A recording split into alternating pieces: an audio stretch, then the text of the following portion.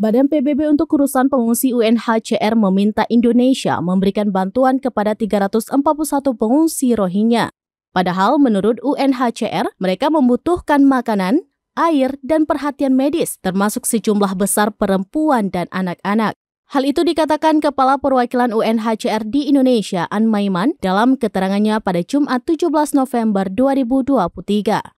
UNHCR meminta agar kepedulian dan keramahan diberikan secara berkelanjutan untuk mendukung pendaratan perahu lain yang mungkin akan datang.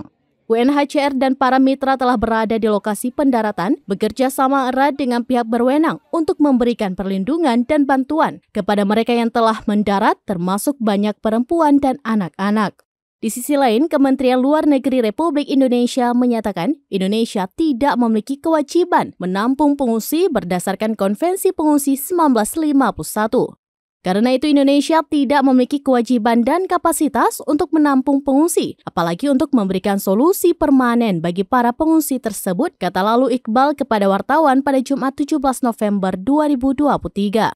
Iqbal menjelaskan dari penanganan selama ini teridentifikasi kebaikan Indonesia memberikan penampungan sementara banyak dimanfaatkan oleh jaringan penyelundupan manusia.